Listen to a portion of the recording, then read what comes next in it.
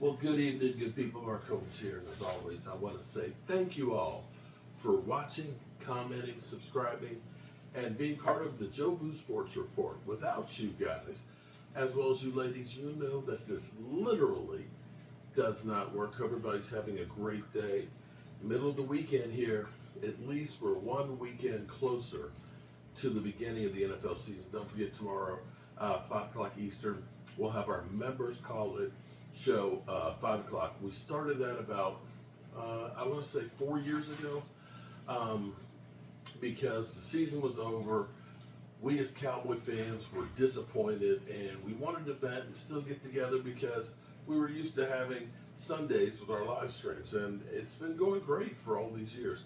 And it's funny looking back on some of the things. Facebook has a way of always rehashing your content in the past, and going through and listening to some of the things that have happened to the Cowboys for years upon years. We continue to do the same thing, unfortunately. And, you know, it is what it is. But I will at least say the Cowboys have done more than they do typically. That's not to say that this is going to be built to be a Super Bowl team. I'm just saying in comparison to what's typical for the Dallas Cowboys, they've done a lot more than usual. But what they really need to do, with Micah Parsons literally saying going from $2 or $3 million a year, that if I were to get $40 million a year, I'd be the happiest man on earth.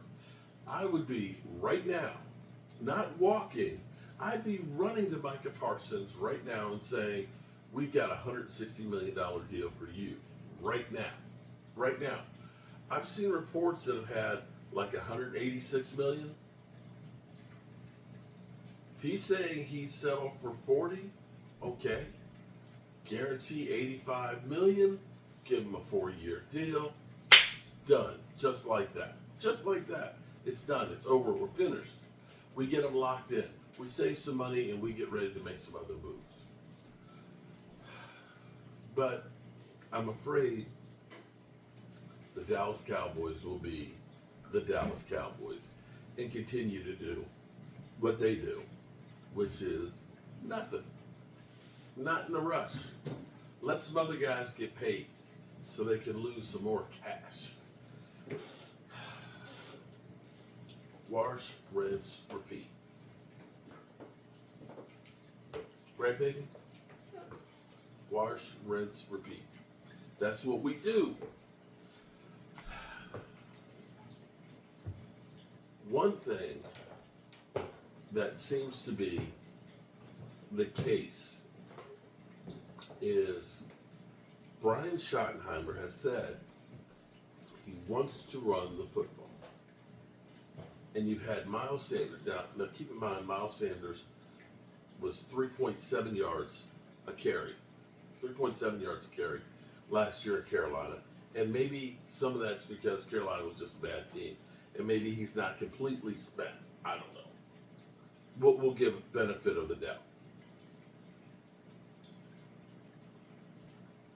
When Kellen Moore left, Mike McCarthy said, I just want to be able to run the football.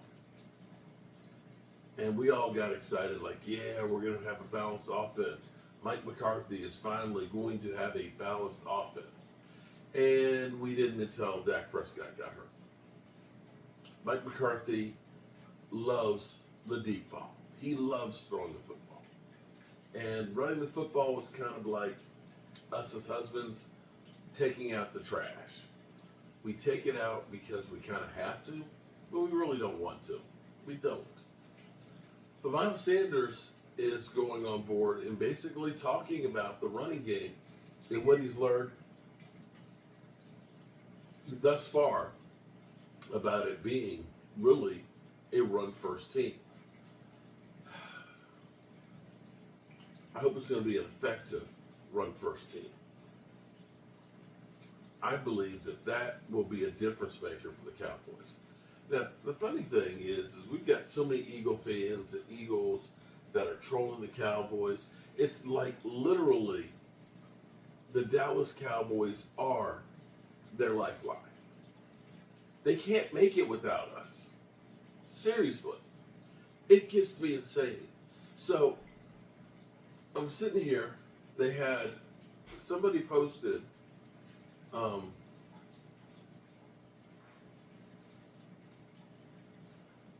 Amari Cooper 1,000 yards, CeeDee Lamb 1,000 yards, Zeke Elliott 1,000 yards, and Dak Prescott and the offense.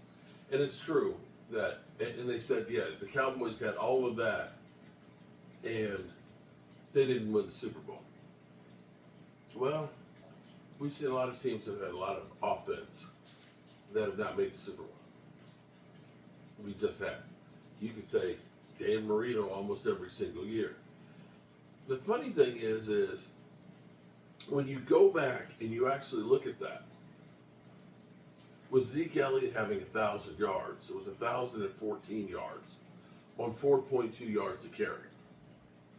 Let me ask this. How does that equate to what Saquon Barkley did for the Eagles this year? And how does that equate when you have the defensive front that the Eagles have? See, here's the thing that's funny is, we've got all the Eagle fans that are talking about how great that Jalen Hurts is, and I'm not trying to take anything from him. I'm not. He is perfect.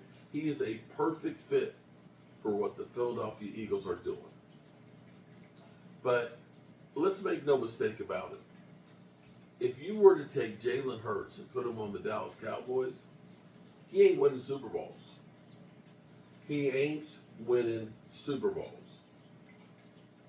It's not apples to, it's not apples to apples there, guys. They're not the same teams. One team has really built a great team.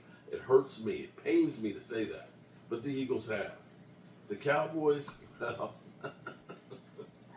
we still have a ways to go. A long ways to go. Be that as it may. When I went to bed last night,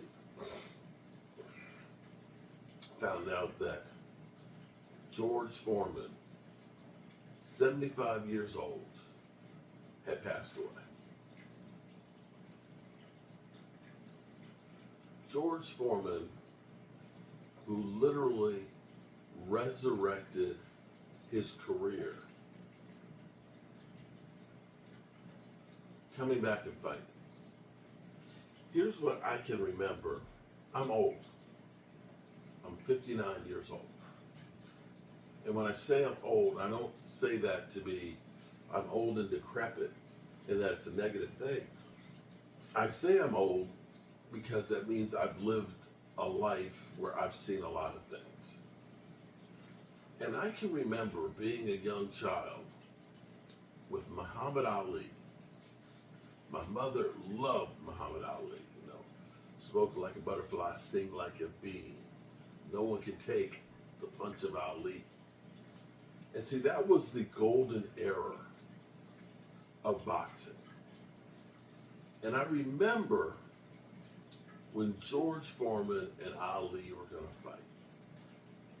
And George Foreman was literally a mountain of a man. He dwarfed Muhammad Ali. And I remember my mother being upset that, George Foreman, he's going to kill Ali. He's going to kill him. He's going to kill him. Because George Foreman, he was like no joke. He was like, I must break you. I mean, that's literally what you felt like. And Ali beat him. Somehow, some way, he beat him. But George Foreman was hated. People hated him until he came back. I want to say late 40s, or was it 50s? Might have been 50s. But that's when George Foreman changed the narrative. You had the George Foreman grill. There was joy in his face. He was like a giant teddy bear. And I'm so grateful that he did come back to be able to change that narrative, to become a loved individual.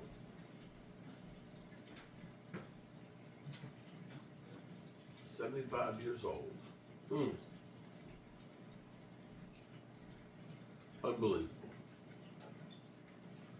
Rest in power. Rest in power." And speaking on Facebook, I was seeing Gina Dallastiva, her husband lost his cousin today. And